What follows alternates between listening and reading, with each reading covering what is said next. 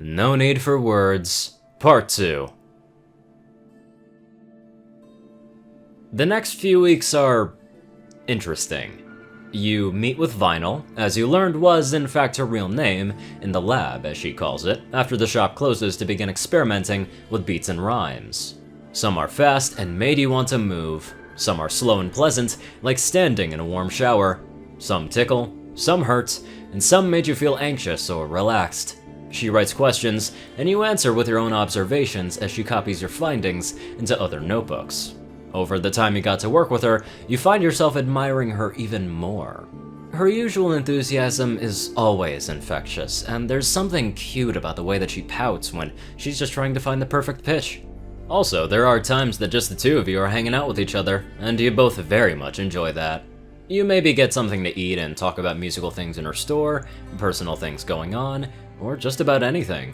Notebook upon notebook are filled with your conversations. Then came her first show since you started. The lights flash, the ponies dance, and you were backstage behind the turntable giving various signals to the DJ about whether to raise the treble, slow the beat, or anything to be able to make the music feel as good as you imagine it sounds. She yells something over the audience. They all raise a hoof before stomping to the ground. With that, Vinyl's show is over. The ponies begin to exit as you help her pack up her equipment. You catch her staring off every now and again into the lingering crowd of ponies finishing up their last drinks. Mostly it's just couples, girlfriends and boyfriends simply laughing with each other. As you finish packing up all the wires into bags, you look over to see a very somber expression on Vinyl's face. You then pull out your notebook and write before getting her attention. Is something wrong? She simply stares at it before she takes the pencil with her magic. We forgot something. You look at her message with confusion. Was it a piece of equipment? A certain rhythm that she meant to use? Or maybe she just left her wallet at the store? Before you can ponder it fully, she writes again. We'll have something new to try in the lab. I'll see you then. She walked off with her things before you could even respond. You guess you'll just have to wait. You decide to head for Vinyl Shop earlier that day. If whatever you had forgotten was important, you don't want to waste any time getting to the lab to help her. Walking in just a few minutes past closing, you notice that Vinyl is currently ringing up a customer. A purple unicorn with a dark violet mane along with a colt who is furiously blushing and hiding his face. Vinyl seems surprised by her early arrival. With a sheepish grin, she puts a hoof around the back of her neck as she levitates the notepad in front of her. I wasn't expecting you to come this early. I usually use this time to clean up a bit, although I hope you don't mind the mess. You shrug. Vinyl's place wasn't the cleanest you've ever seen, but you think you could handle it. You then gesture for the notepad. I wanted to get an early start and find whatever we're missing, and I don't mind if it's a little messy. She smiles before taking the pencil. Don't say I didn't warn you. You follow her up the stairs and into the lab. Wow. Wires were strewn everywhere, equipment of all kinds is scattered about, and crumpled papers litter everywhere that they could be. She immediately uses her magic to scoot some of it around, while giving you an apologetic look. You shrug again, to let her know it's fine. As she sets aside the last pile of stuff, she brings up the notepad again. You look over her shoulder to see her write. So you're probably curious about what we're testing for today. You nod. Well, I noticed ponies last night that could affect how they feel the music. There were a few. She pauses before continuing writing. There were a few couples there, and they were... Another pause and you notice a tiny blush on her face. There were a few couples there, and they were pressing up against each other. She then gives you a coy smile. So, care to help me test that today? You can only stare at the page while your mind processes the words on it. Physical contact was shared between the two of you before, high hoofs, hoof shakes, forelegs wrapped around each other's shoulders, even a full hug here and there. But this was to reproduce conditions, as if you two were truly together. You feel a little warmth in your cheeks, guessing that you're blushing a bit like her. Still, you simply nod, happy to be of service. Her smile turns a little more genuine as she puts on her special headphones and walks over to the turntable. Twisting some knobs and positioning some sliders, she walks back to you, taking position in front of the speakers. You look forward and start leaning yourself slightly to the side. You feel the hair of your fur begin to mix with Vinyl's, but you stop, unsure how far to go. However, she leans herself, slowly pressing her length against you. Her body feels so warm under her white fur. You can feel her breathing in and out. The two of you stand there against each other for a few moments. You notice her horn light up, her magical aura highlighting the on button, before you feel a rhythm. The process goes as any normal testing day would. You feel the beat thumping, the sensations dancing across your skin, but this time it was a new experience, as you also feel them through Vinyl's as your bodies are against each other. They seem to pass the beats back and forth, making the moment feel more intimate. Every time a beat ends, she would go back to the turntable and make her necessary adjustments and write down her notes. She asks you what you think, and you respond, all as if everything was normal, except for a lack of her normal enthusiasm. You notice that she's trying to avoid looking at you, that she hesitates every time you need to put yourselves together, that she sometimes runs up to the turntable as if happy to get away from you. You wonder why, and your mind wanders and the possibilities, making you doubt yourself more and more with every passing moment. What if she really doesn't want to do this? That pressing up against you is unpleasant for her? What if she's disgusted by it? You think about your time with her.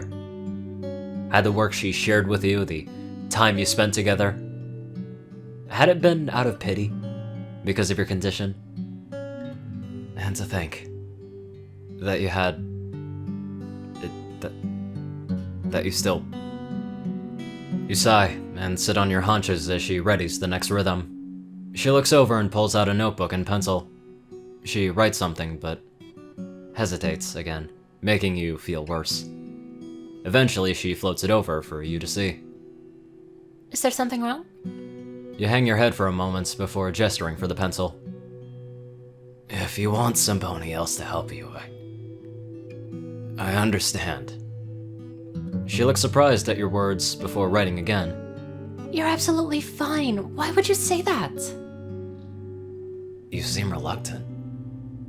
A guilty look appears on her face as you continue to write. It's fine. I get it. I know I'm not the easiest to work with. I'm sorry. A sense of grief settles in your chest as you write your next words. Maybe you can find some pony new, and you suddenly feel your hooves on your forelegs interrupting your note. You look up at Vinyl, who's looking directly at you, and saying something, but you don't know what. She picks up the notebook with her magic again. No, you're fine. You're perfect. No pony can help me like you can. Looking at her, you can't help but question her recent actions. She sees this and begins to write more. The reason why I'm acting so funny about this She lifts her pencil up in a pause before continuing. is because... She lifts it up again, looking at you. This was the complete opposite you've ever seen her. Instead of happy and outgoing, she looks despairing and withdrawn. You can't help but feel responsible for this in some way. More bitter shame piles onto the amount that you were feeling for making tonight so awkward. She puts the pencil back onto the page in the notebook. You both just sit there, waiting for the words to come out onto the paper. Why would she ever say that you're perfect? Why would she ever really like some pony who's deaf? The pencil and notebook began to tremble. She's obviously having trouble writing it down. You just sigh, look downwards, and then close your eyes. You really wish you can just have her say it. You wish everything didn't have to be so difficult with you. You begin to feel something. Air faintly blowing over you with a light scent of mint and vanilla.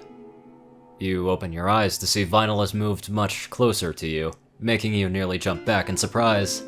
The pencil and notebook are on the floor, and she stares intensely at you before closing her eyes like you did. Instead of looking downwards, she leans forwards and touches her lips to yours. It's very brief. The contact is soft, like silk. Even in the short time, the taste of her is distinctive. You feel a shiver of delight run through your body. In a single moment, all of the despair that you were feeling, it was all gone. It was all replaced by a light sense of bewilderment over a growing sense of exhilaration. When she opens her eyes again, she looks deep into yours. She looks pleading, almost desperate. Her eyes with a sheen as if tears are about to form. The sensation is still fresh in your mind, and you feel the sides of your mouth turn upwards, spreading across your face in as big a smile as you can. You lean in to touch your lips together again for a moment longer. You pull back. She looks in disbelief, a smile forming over her own beautiful face. To extinguish any sort of doubt, you nod your head silently in assurance. Her smile grows back into the confident, spunky personality that you've grown to admire. She lunges at you, wrapping both hooves around your neck, pressing her lips against yours more forcefully than ever. Now dependent on you for balance, you keep your hooves onto the ground and just lean into her as much as you could. You feel her lips begin to part as you let her tongue slip into your mouth. Your tongues meet for a second before she pulls away again. You're confused as she lets go of you, but seeing her smirk lets you know that she has something planned. She wraps a hoof around your foreleg as she leads you down the hall. She opens the last door on the left and brings you inside. A bed with white linen sheets and blue blankets sits against the wall next to a nightstand across the room from a dresser. Some papers and pencils are scattered around the floor. Although you don't get to take in the scene long enough before you're shoved onto the aforementioned bed. At this point, you realize the beat research had been put on hold. Climbing on top of you, Vinyl begins to speckle your chest with light kisses before making her way up to your neck, back to your lips. She will not be denied entry as she forces her tongue into your mouth again. As your tongues dance with passion between each other's mouths, she wraps her hooves around your head. She pulls you closer, kissing as hard and hungrily as possible. It's incredible, seeing that she wants this just as much as you do, if not more. You wrap your hooves around her back and neck as you feel her exhale into your mouth. You push her away, breaking the kiss and gasping for air. You see Vinyl still has her mouth open, wanting more. She closes her lips in a smile, her tongue still sticking out, not yet ready to go back yet. She slides down and drags her tongue across your jawline, and you shiver with pleasure, feeling her warmth leave a moist trail across your fur. She scoots over, lying down beside you as she continues to taste around your neck. She eventually makes it back up to your lips where you close your eyes and reconnect, softer this time. She pulls you closer as you enjoy the embrace, tongues and lips moving in harmony. She then shifts her weight, rolling the two of you so you could lie on top of her. The kiss breaks again, this time delicately and slowly. You feel the panting of her hot breath across your face as you begin to lean upwards on your hooves against the mattress. Her hooves simply fall from where they were holding you. She smiles again with a look of sly confidence. Looking at a pencil and notepad next to the nightstand, she puts a hoof behind her head casually as she grabs them with her magic. She writes 2 words before turning the note to you. You then feel your face turn even redder as you look at the page. Use me. She slides her other hoof behind her head, looking at you with a grin and lowered eyelids as she awaits your next move. The notebook floats away as you look down into her soft magenta eyes.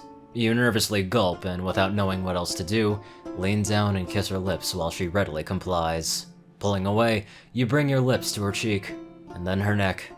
You kiss tenderly, lower and lower, and use the hoof to slowly rub along where you had been. You feel her chest rise and fall as you go.